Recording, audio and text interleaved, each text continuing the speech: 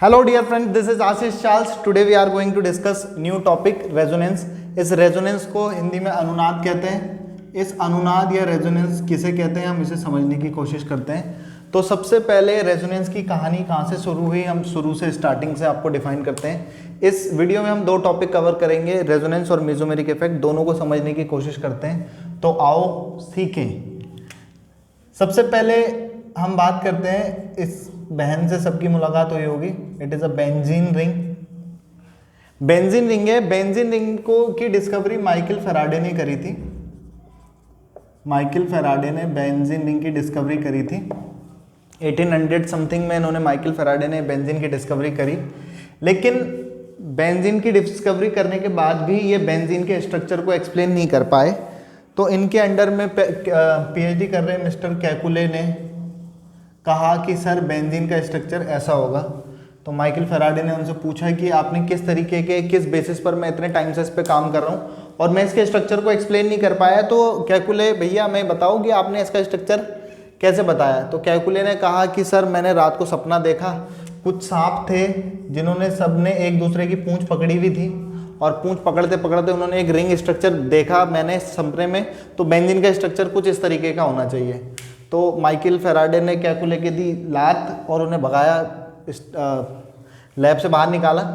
उसके बाद कैकुले ने क्या किया कि कैकुले कुछ महीनों बाद, कुछ हफ्तों बाद वापस लौट के आए और फिर कैकुले ने कहा कि सर बेंजीन का स्ट्रक्चर यही होना चाहिए, क्योंकि ये बेंजीन की सारी प्रॉपर्टीज़ को सेटिस्फाई करता है। क्योंकि ये बेंजीन की जितनी प्रॉपर्टीज़ है उस सारी प्रॉपर्टीज़ को ये स्ट्रक्चर एक्सप्लेन करता है, क्योंकि हर स्ट्रक्चर को उनकी सारी प्रॉपर्टीज़ को एक्सप्लेन करना चाहिए, इसीलिए बेंजीन का स्ट्रक्चर यही होना चाहिए।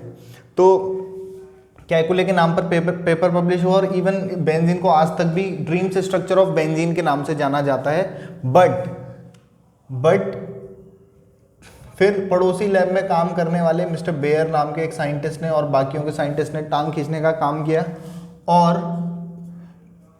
कैकुले भैया से एक बात पूछी गई कि कार्बन सिंगल बॉन्ड, कार्बन की बॉन्ड लेंथ 1.54 एंगस्ट्रॉम होती है, जबकि कार्बन डबल बॉन्ड, कार्बन की बॉन्ड स्ट्रेंथ 1.34 एंगस्ट्रॉम होती है। तो कैकुले भैया हमें इतना समझा दीजिए कि बेंजीन में ये कार्बन सिंगल बॉन्ड कार्बन भी होता है और कार्बन डबल बॉन्ड कार्बन भी होता है, लेकिन बेंजीन में कार्बन कार्बन के बीच की जो बॉन्ड लेंथ आती है वो 1.39 एंगस्ट्रॉम आती है, क्यों? तो कैकुलस भैया, कैकुलस सर इसके पीछे इसके स्ट्रक्चर को समझाते समझाते रह गए, लेकिन कंप्लीटली इस बात को एक्सप्लेन नहीं कर पाए। और जब इस बात को एक्सप्लेन नहीं कर पाए तो सूंघ सूंघ के कैकुले भैया तो निकल लिए, लेकिन फिर इसके बाद मिस्टर पॉलिंग नाम के एक साइंटिस्ट ने कभी एक रेजोनेंस वाले फिनोमिना को समझाया था, उसी से रिलेटेड हम इसे कोरिलेट करने की कोशिश करते हैं। तो जब कभी भी किसी भी सिस्टम में double bond single bond, double bond single bond, double bond alternative order में कॉन्जुगेशन प्रेजेंट होता है, कॉन्जुगेशन का मतलब है alternative arrangement of single bond double bond, single bond negative charge, single bond positive charge, single bond और lone pair electron. अगर ये चीज़ें कभी किसी सिस्टम में ऑल्टरनेटिव ऑर्डर में लगी होती है तो ऐसे बॉन्ड की पोजीशन कभी भी फिक्स नहीं होती है और वो अपनी पोजीशंस को चेंज करते हैं और नए नए स्ट्रक्चर का फॉर्मेशन करते हैं, जिन स्ट्रक्चर्स को रेजोनेटिंग स्ट्रक्चर कहते हैं और इस फिनोमिना को रेजोनेंस कहते हैं। तो जैसे बेंजीन रिंग के स्ट्रक्चर में हम देखते हैं कि बेंजीन रिंग में आपके पास double bond single bond, double bond single bond, double bond single bond alternative order में है। तो ऐसे बॉन्ड की पोजीशंस कभी भी फिक्स नहीं होंगी। ये बॉन्ड इधर शिफ्ट, ये बॉन्ड इधर शिफ्ट और ये बॉन्ड इधर शिफ्ट। जब ये बॉन्ड शिफ्ट होंगे तो ये नया स्ट्रक्चर इनका कुछ इस तरीके से बनेगा और इन दोनों स्ट्रक्चर का कॉम्बिनेशन अगर हम देखते हैं तो इन दोनों के स्ट्रक्चर के कॉम्बिनेशन में ये बॉन्ड एक्चुअली में ऐसे होते हैं। जब किसी बॉन्ड में कॉन्जुगेशन प्रेजेंट होता है तो ऐसे बॉन्ड की पोजीशन कभी भी फिक्स नहीं होती, वो अपनी पोजीशंस को चेंज करते रहते हैं, जैसे ये चेंज कर रहे हैं। इस फिनोमिना को डिलोकलाइजेशन कहते हैं और इस ऐसे बॉन्ड को डिलोकलाइज्ड बॉन्ड भी कहते हैं, जिन बॉन्ड की पोजीशन फिक्स नहीं है, जैसे इनकी फिक्स नहीं थी वो अपनी पोजीशंस को चेंज कर रहे हैं, तो ये डिलोकलाइजेशन कहलाता है। और डिलोकलाइजेशन की वजह से जो स्ट्रक्चर्स बनते हैं that structures are called resonating structure and the combination of all resonating structure, the structure is called resonating hybrid. That is resonating hybrid that are resonating structures. तो रेजोनेटिंग स्ट्रक्चर और resonance के phenomena तब अकर होते हैं जब आपके पास conjugation किसी molecule में प्रेजेंट होता है। तो ऐसे बॉन्ड की पोजीशन कभी भी फिक्स नहीं होती है। हम कुछ और एग्जांपल से भी रेजोनेंस को समझ सकते हैं। तो ये बात क्लियर हो पाई क्योंकि बेंजीन का स्ट्रक्चर ना तो एक्चुअली में ये है और ना ये है, इन दोनों के कॉम्बिनेशन से जो बना है एक्चुअली में बेंजीन का स्ट्रक्चर ये वाला होता है। इसलिए सारी बॉन्ड लेंथ एक जैसी 1.39 एंगस्ट्रॉम आती है। इसलिए क्योंकि ना तो वहाँ सिंगल बॉन्ड है, क्योंकि कभी कभी वहाँ सिंगल बॉन्ड आ रहा है और कभी कभी वहाँ पे डबल बॉन्ड आ रहा है, और क्योंकि ऑल्टरनेशन प्रेजेंट था तो ऐसे बॉन्ड की पोजीशन फिक्स नहीं थी, इसीलिए एक जैसी आती है। ये क्वेश्चन पूछा जाता है, इसलिए ध्यान रखें।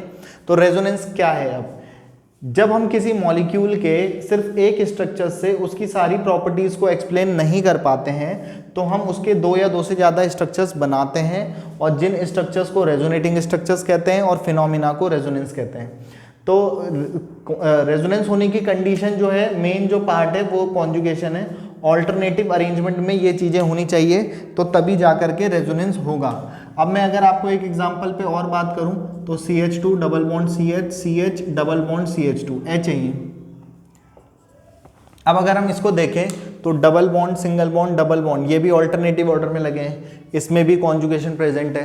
तो जब कभी भी कॉन्जुगेशन प्रेजेंट होगा तो ऐसे बॉन्ड की पोजीशन फिक्स नहीं होगी, तो क्या होगा? डिलोकलाइज बॉन्ड कहते हैं। तो ये अपनी पोजीशंस को चेंज करते हैं, तो ये इधर और ये वाला बॉन्ड इधर शिफ्ट हो जाएगा। जब ये शिफ्ट होगा तो ये आपका कैसा दिखाई देगा? CH2 CH double bond CH, CH2 negative. इसका इलेक्ट्रॉन गया है, बॉन्ड कुछ नहीं होता। बॉन्ड इज नॉट अ डंडा, इट इज अट्रैक्शन फोर्स।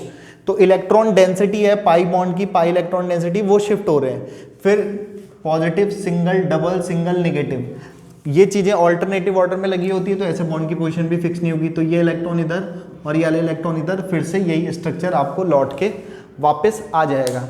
तो जब कभी भी किसी सिस्टम में कॉन्जुगेशन प्रेजेंट होता है तो ऐसे बॉन्ड की पोजीशन फिक्स नहीं होती है। ऐसे बॉन्ड को डिलोकलाइज बॉन्ड कहते हैं, और डिलोकलाइजेशन की वजह से जो जो नए नए स्ट्रक्चर्स बनते हैं उन्हें रेजोनेटिंग स्ट्रक्चर या फिनोमिना को रेजोनेंस कहते हैं। तो होप आपको ये समझ में आया होगा।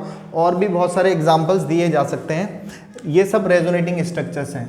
तो रेजोनेंस आपको समझ में आ गया होगा कि मैंने डेफिनेशन भी बता दी आपको। अब मैं एक नए टॉपिक पे बात करने जा रहा हूँ उससे जो बिल्कुल यही है, बट इसमें क्या थोड़ा सा डिफरेंस होता है उसको हम समझते हैं। Mesomeric effect. तो इस मीजोमेरिक इफेक्ट को समझने से पहले हम देखेंगे कि यहाँ पर हमें दो ग्रुप्स के बारे में समझना पड़ेगा। एक पार्ट को कहते हैं सोर्स पार्ट और एक को कहते हैं सिंक पार्ट। यही डिफरेंस है रेजोनेंस और मीजोमेरिक इफेक्ट में, थोड़ा सा डिफरेंशिएट कर सकते हैं, अदरवाइज दोनों ही सेम है। It is an special type of resonance, it is special type of resonance है, और रेजोनेंस में तो सारी कंडीशन कॉन्जुगेशन तो प्रेजेंट था ही। सोर्स क्या है यहाँ पर? सोर्स वो होता है जहाँ पे से कोई चीज़ आती है का मतलब जैसे आपके पास सनलाइट से लाइट आ रही है तो वो एक एनर्जी या उस हीट का सोर्स है। और या फिर जैसे हम कोई नल खोलते हैं तो वहाँ से पानी निकलता है, वो आपका सोर्स है। जहाँ बर्तन धुलते हैं उसे सिंक कहते हैं। तो सोर्स पार्ट जहाँ से कोई चीज़ आ रही है और जहाँ पे कहीं इकट्ठा हो रही है उसे सिंक पार्ट कह रहे हैं, क्योंकि यहाँ पर हमारे पानी भी नहीं खोलना, ना हमें सूरज खोलना है, ना हमें कोई लाइट खोलनी है। हमारे लिए जो सोर्स है यहाँ पर इलेक्ट्रॉन क्लाउड के हैं, इलेक्ट्रॉन डेंसिटी आनी चाहिए। तो जिनके पास इलेक्ट्रॉन डेंसिटी प्रेजेंट होती है, इलेक्ट्रॉन डेंसिटी मतलब जिसके पास इलेक्ट्रॉन्स होते हैं, वो आपके सोर्स पार्ट होंगे मेसोमेरिक इफेक्ट के लिए।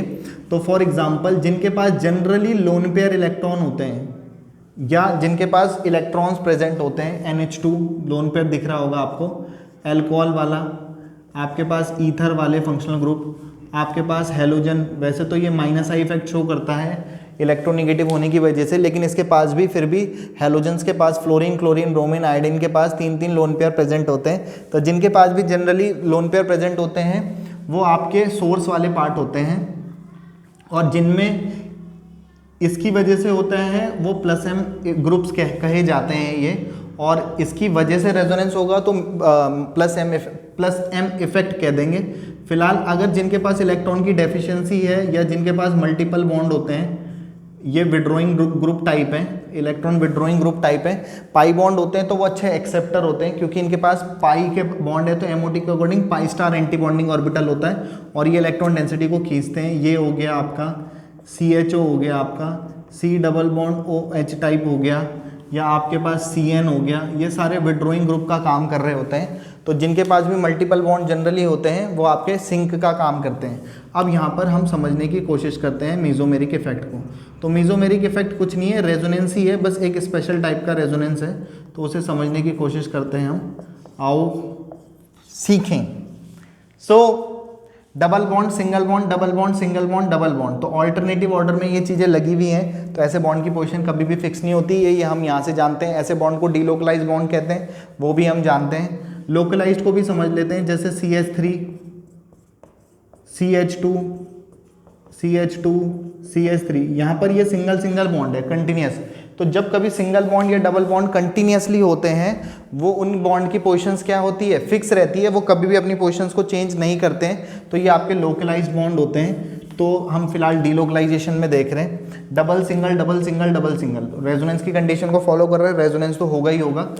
फिर ये देखो, ये खींचने वाला ग्रुप है, तो ये इलेक्ट्रॉन को अपनी तरफ खींच रहा है, खींच रहे हैं और खींचते खींचते इलेक्ट्रॉन डेंसिटी को अपनी तरफ ले गए। तो नेक्स्ट रेजोनेटिंग स्ट्रक्चर CH, फिर CH डबल बॉन्ड N, ये लोन कोऑर्डिनेशन बॉन्ड था, ये वाला ये था। ये इलेक्ट्रॉन डेंसिटी इसके पास चली गई तो इस पे नेगेटिव, इसने इलेक्ट्रॉन दिए तो इस पर पॉजिटिव आ गया। तो आपने देखा कि इलेक्ट्रॉन डेंसिटी की शिफ्टिंग हो रही थी, लेकिन इस ग्रुप की वजह से हो रही थी, जबकि इसमें इस वाले एग्जाम्पल में या इस वाले एग्जाम्पल में यहाँ पर खींचने वाला कोई ग्रुप नहीं था, फिर भी वो अपने आप ही डीलोकलाइजेशन हो ही रहा था। लेकिन यहाँ पर जो रेजोनेंस हो रहा है वो इस ग्रुप पर्टिकुलर ग्रुप की वजह से हो रहा है।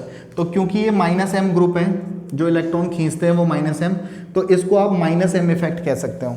ये रेजोनेटिंग इफेक्ट्स हैं, ये -m इफेक्ट है। अब एक एग्जाम्पल हम और देखते हैं और इसको हम यहाँ पे कंप्लीट करते हैं। CH2 double bond CH, CH double bond CH, single bond NH2। आप यहाँ देख रहे होंगे तो double bond single bond, double bond single bond और लोन पेयर इलेक्ट्रॉन। तो यहाँ पर भी कॉन्जुगेशन प्रेजेंट है। ऐसे बॉन्ड की पोजीशन कभी भी फिक्स नहीं होती, तो वो अपनी पोजीशंस को चेंज करेंगे। लेकिन क्योंकि ये वाले के पास इलेक्ट्रॉन है, इनके पास लोन पेयर इलेक्ट्रॉन्स हैं, तो ये इलेक्ट्रॉन डेंसिटी वाले हैं, ये इलेक्ट्रॉन डोनेट करते हैं, तो ये डोनट वाले पार्ट होते हैं, तो ये अपना +m इफेक्ट शो करते हैं। तो हम नेक्स्ट रेजोनेटिंग स्ट्रक्चर देखें तो CH2 single bond CH, double bond CH, single bond CH, double bond NH2, और इसने अपना लोन पेयर दिया इस पर पॉजिटिव और इसने लिया तो इस पर नेगेटिव। अब फिर से ये नहीं चाहेगा कि ऑल्टरनेटिव ऑर्डर में ये इधर और ये वाला बॉन्ड इधर। तो फिर से क्या हो रहा है, कॉन्जुगेशन प्रेजेंट है और कॉन्जुगेशन की वजह से फिर से रेजोनेटिंग स्ट्रक्चर्स बने हैं। लेकिन यहाँ जो रेजोनेटिंग स्ट्रक्चर्स हुआ है वो इस पर्टिकुलर ग्रुप की वजह से स्पेशली हुआ है, इसे +m इफेक्ट कह देंगे।